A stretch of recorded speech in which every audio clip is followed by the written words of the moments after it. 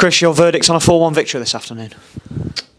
Well, it was better than last Saturday. No, I'm really pleased for the players because since I've took the football, if I'm being brutally honest, they've been really, really good. And they've really committed to playing faster, attacking more, scoring more, being harder to play against, and obviously trying to gain a clean sheet. And obviously I think we've got 5 to date since that started.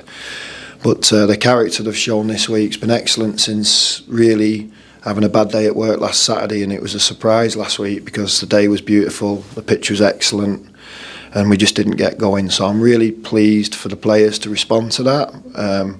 It shows that they care. It shows that they want to, I suppose, express themselves honestly and committed to trying to obviously win football matches, and that's really, really good to be associated with.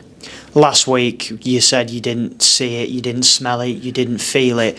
This week there seemed to be a sense of we're going to right the wrongs of last week, and you saw a performance in the second half that was we're going to put that behind us and really show the fans what we can do. Yeah, people like Ed Lyons and Cliff Edges, I mean, we've been excellent in respect to how we've improved on the training ground, what we've done on the football pitch. You know, make no mistake about it, we had 9 points after 15 games.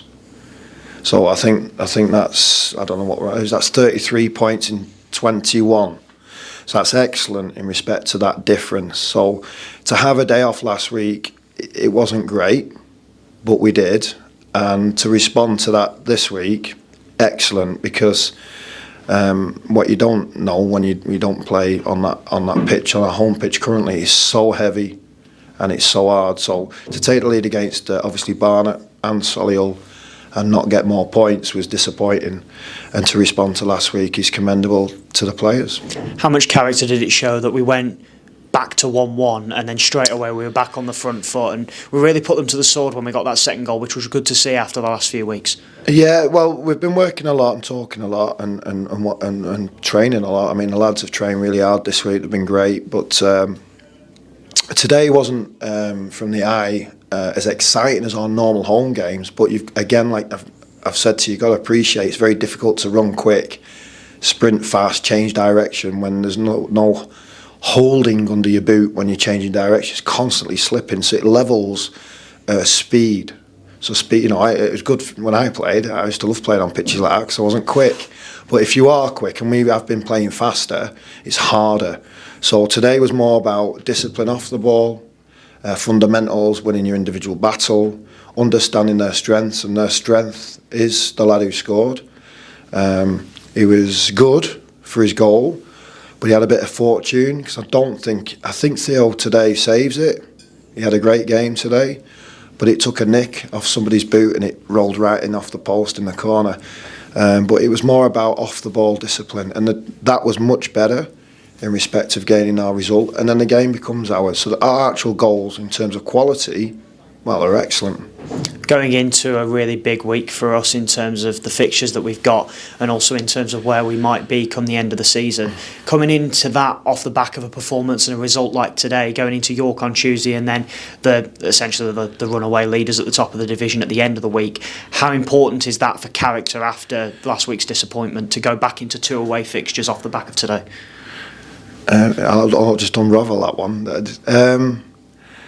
I think it's really good, but at the same time it doesn't matter because Tuesday's a brand new day and a brand new opponent, and I'm not too sure York have got on today with a new manager.